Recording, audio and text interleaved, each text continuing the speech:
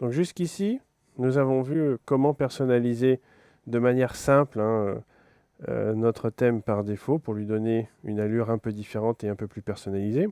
Maintenant, si vous ne souhaitez pas rentrer dans les CSS, que vous êtes un peu allergique au code et que vous voudriez trouver une solution plus simple pour faire un thème qui vous corresponde le plus, ici, il y a une autre possibilité qui s'appelle le générateur de thème WordPress. Donc, il se trouve à l'adresse www.ivoshap.com/wp MEGEN. Donc ici, à cette adresse, vous allez pouvoir générer un thème WordPress comme vous l'entendez. Vous pouvez, pour l'entête, le nom du site, vous pouvez modifier la couleur. Donc par exemple, admettons, je veux mettre du vert, j'enregistre ici. Je peux également modifier le nom, générateur thème, je fais comme ça. Voilà, ça met à jour au fur et à mesure la couleur et le nom du titre du blog. Par contre, je peux également, chose très intéressante, copier un logo.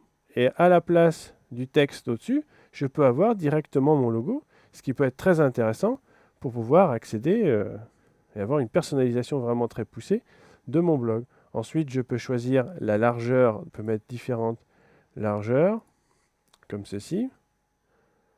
OK. Nous avons également la possibilité de mettre une sidebar, donc une colonne latérale à gauche ou à droite. On peut également décider de ne pas en mettre. On a la possibilité aussi de choisir si on veut une troisième colonne, comment on veut la mettre. Enfin bref, on a beaucoup ici d'opportunités pour pouvoir choisir une personnalisation, je dirais, complète de notre thème. Et par exemple, ici, si je prends un autre exemple, je peux mettre mon texte en Times. Je peux le mettre ici un peu plus gros si j'estime qu'il est un peu trop petit. Vraiment, je peux aller très loin, choisir différentes polices, choisir différentes couleurs. C'est vraiment très intéressant et on peut vraiment personnaliser comme il faut notre thème. Et une fois qu'on l'a fait, on peut le prévisualiser. Ici, on a prévisualisé l'ensemble du thème qu'on a choisi et on peut l'enregistrer comme ceci. On va le récupérer sur son ordinateur. Voilà. Ici, on peut télécharger le dossier et on va aller le déposer dans le dossier des thèmes comme on l'a fait précédemment pour tous les thèmes que l'on a téléchargés. Donc ici, on va le télécharger, je vais l'ouvrir et je vais aller ensuite le déposer dans le dossier des thèmes de WordPress.